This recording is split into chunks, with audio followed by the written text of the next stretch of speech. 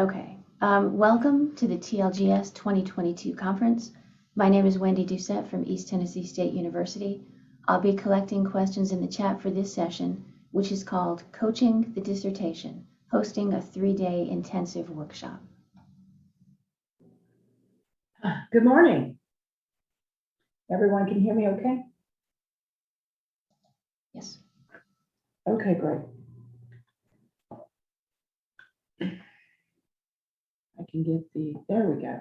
I have a sensitive mouse, I apologize. So today I'm talking to you about a program that we began in 2019 and have run successive iterations of this event. In 2019, we recognized that we had a problem. We had a number of ABD students. And so we got together in a meeting and someone asked, why is this happening? We have a very structured program and a lot of assistance to help students move through their dissertation process. And we recognized that the students that were having this problem had something in common. They were first gen, and we recognized that they were facing a cultural barrier, that they were not familiar with the rules and schema of dealing with the dissertation process.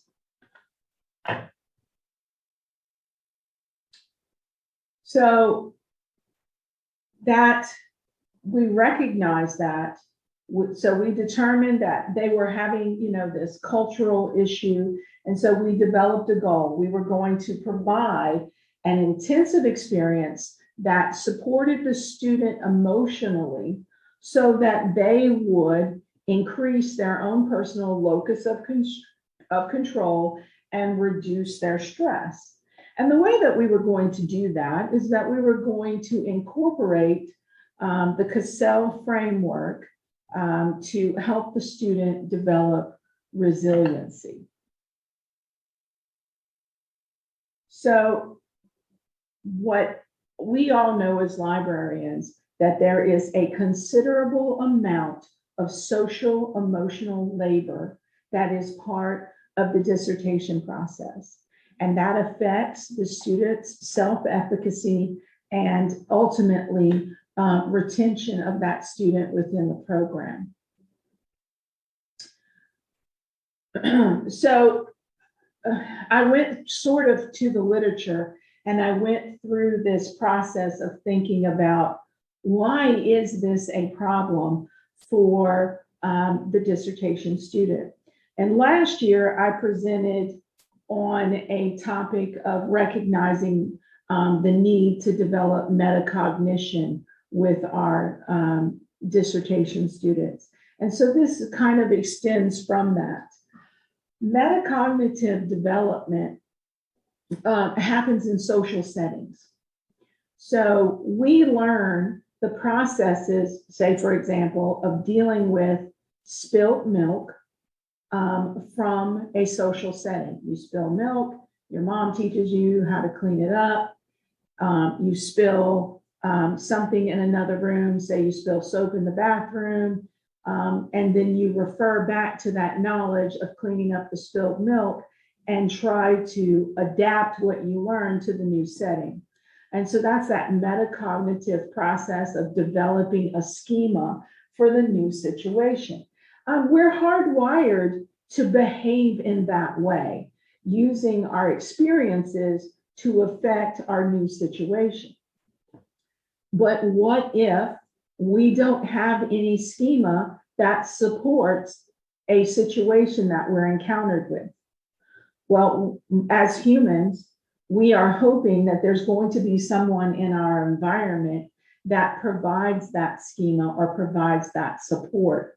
So in that way, we need to look at our first generation student as a student that needs to be provided the cultural schema to navigate the processes in the dissertation process. And I remind everyone, these slides are available in the repository afterward. So our goals were identify the social cognitive factors that would affect self-efficacy, locus of control, the perceived stress, and then incorporate some communication practices as defined in the Cassell framework to help the students adapt some resiliency and task completion so that we could support them and help them develop their self-efficacy. I remind everyone, if you're not, about the metacognitive process. There are a lot of things that affect the metacognitive process. And it's our own personal ability to ask questions and reflect on what we're experiencing so that we recognize what we're learning and what we have not learned.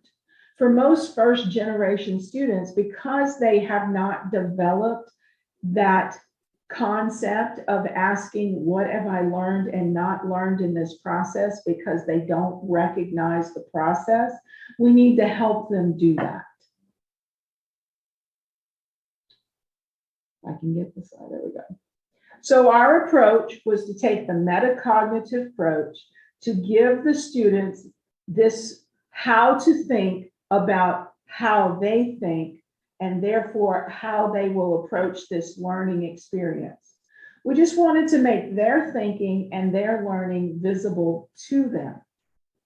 So we went to the Cassell framework and thought about social emotional learning. Social emotional learning, if done well, promotes self-awareness and self-efficacy. If we go to Bandura's theory on self-efficacy, what influences that?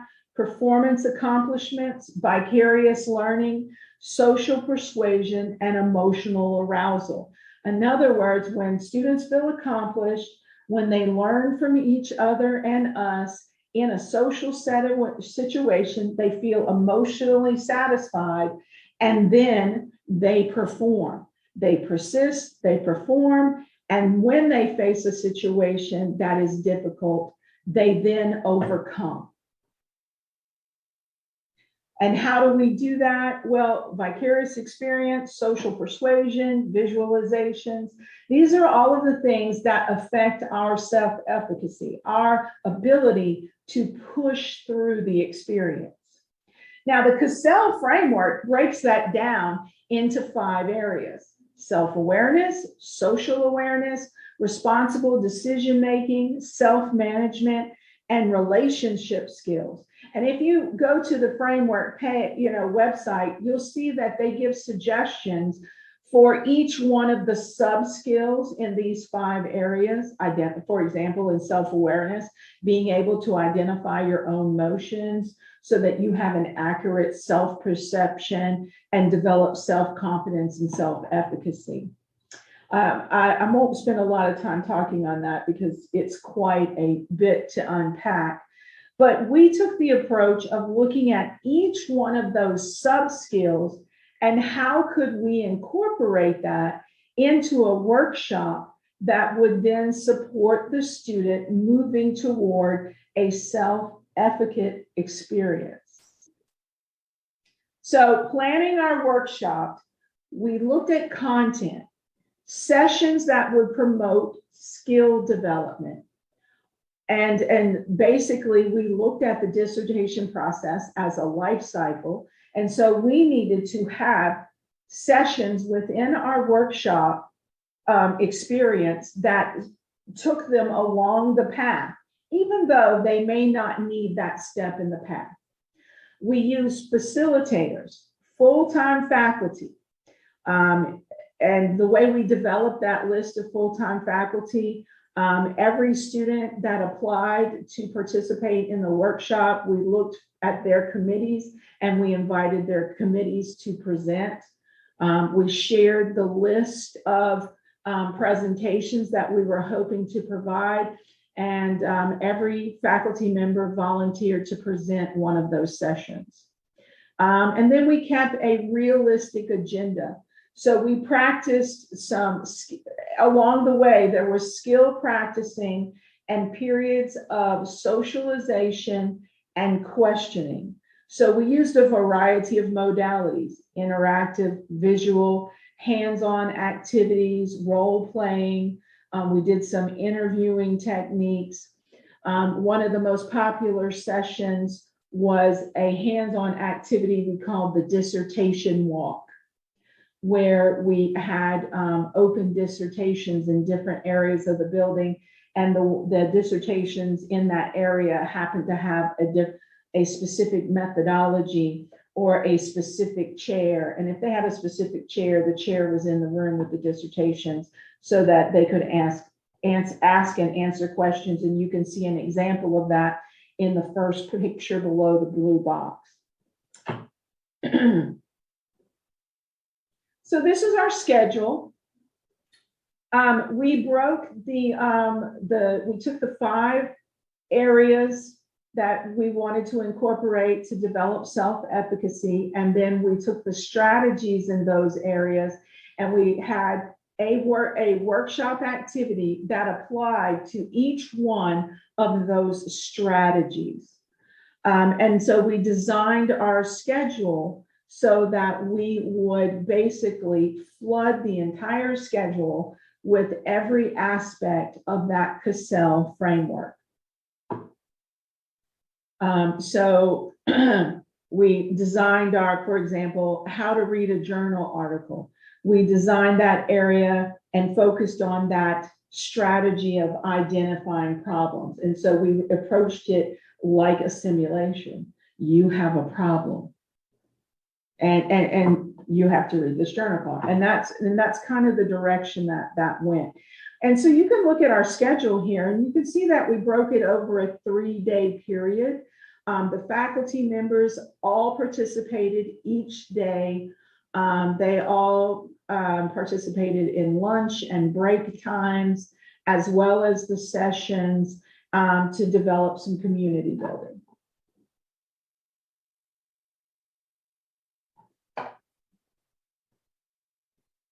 This was our marketing campaign.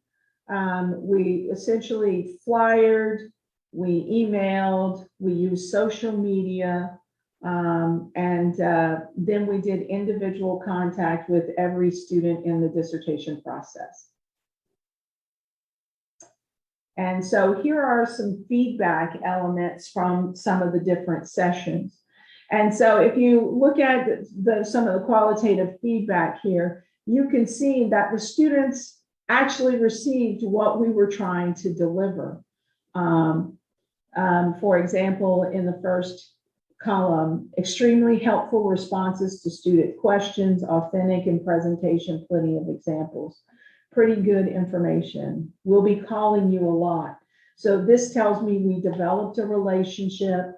We gave the student examples that they could use, and they felt supported. They felt like they could reach out and share with us. So each one of the sessions, the students had a lot to say about what was presented. The only negative feedback we received from the process is that the students wished that it was longer. But more than 3 days of directed activity would have been a bit difficult for the faculty. So that was a limitation for us and the process. So the one area that I felt was very difficult, and I don't consider negative feedback, if you look at this session on quantitative methods, there were some comments about not helpful, plenty of charts, slightly overwhelming. And so in our subsequent offerings of this workshop, the quantitative methods was given more time, and 2 faculty members instead of 1, and then a longer question and answer period at the end, as again, it was just one of those areas that because our first gen students were just, coping with, a high cognitive load with that topic.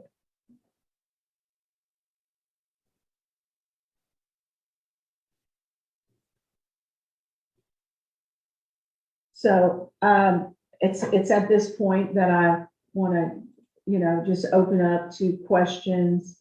I'm going to stop sharing I'm going to share for a minute so you can see my contact information, and then answer some of your questions going forward here.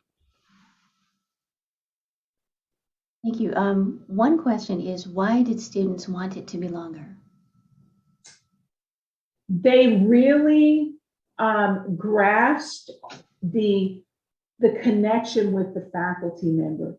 Having dedicated personal time with the faculty members was the most valuable part of the experience for some of the students.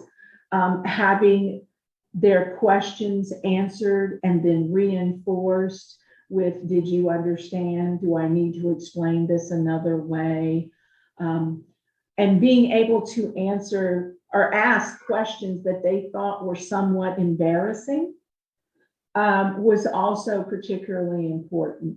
And making them feel comfortable with, there's really no wrong question. There's really no ignorant question. If you need to ask it, ask it. And just reinforcing that.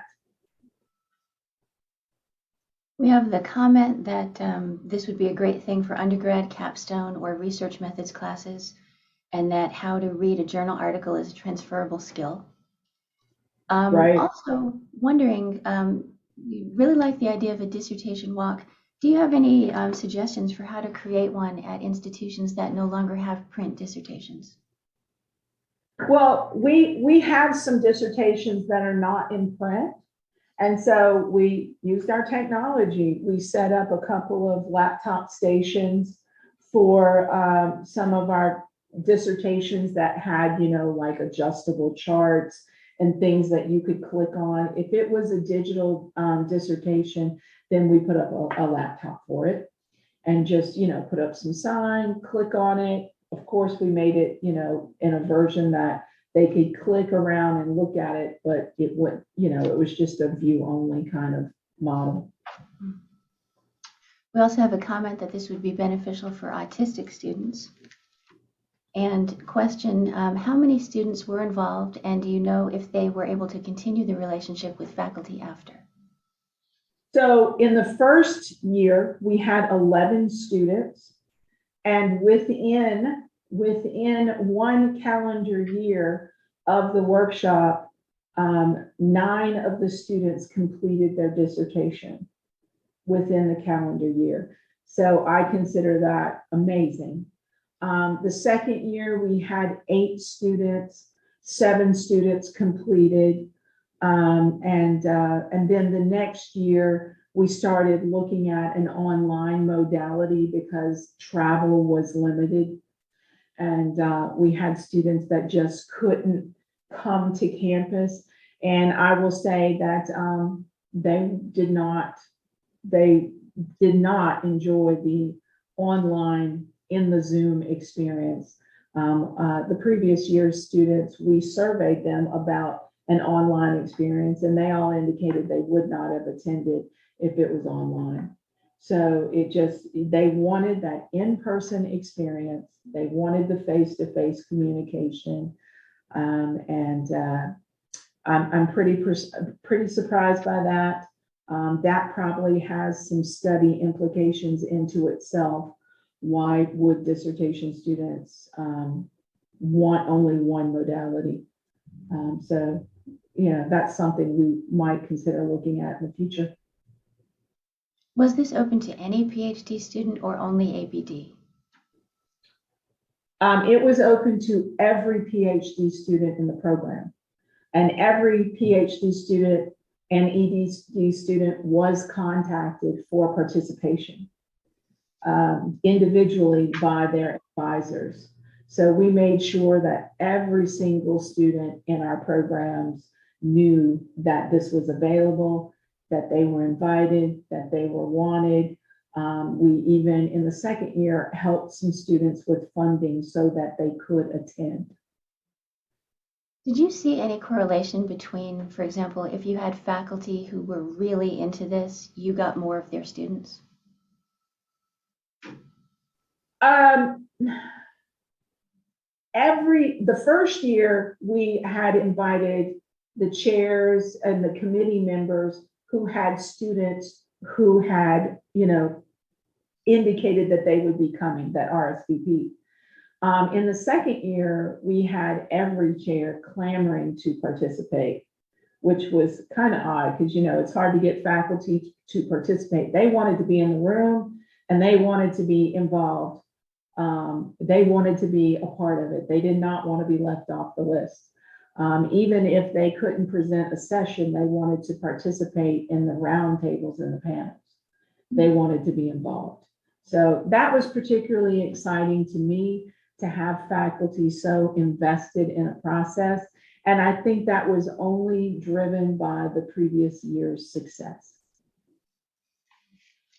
We have a comment about how writing a dissertation is a really isolating experience. So having the feeling of being wanted and invited would be something that students would be looking for. And also, do you know what percentage of potential students attended? The first year, the majority of the students came from one program, and I believe it was 80% of that program's dissertation students. I don't have the data on the second year. There was more anonymity desired from the chairs as to which programs the students came from. So I didn't have access to that data on the second year. Fears of evaluation. So yeah, I didn't know what programs they came from the second year. Yeah, while we're waiting for another question, was there a learning curve to get everybody onto this framework, and who took that on? Is that something that you did?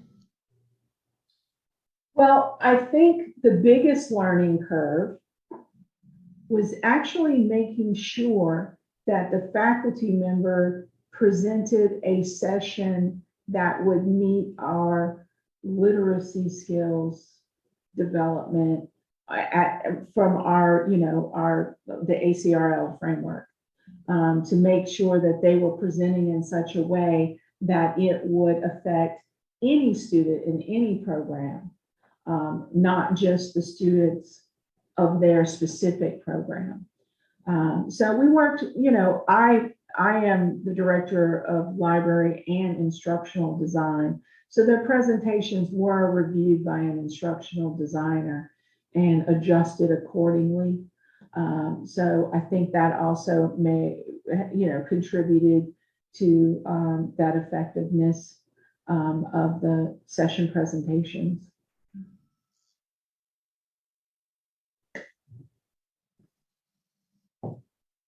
Any more questions?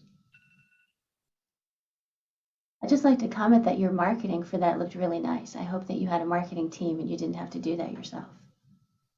We do. We have an institution-wide marketing team that markets any element that we need. I'm incredibly lucky to not have to create absolutely any marketing.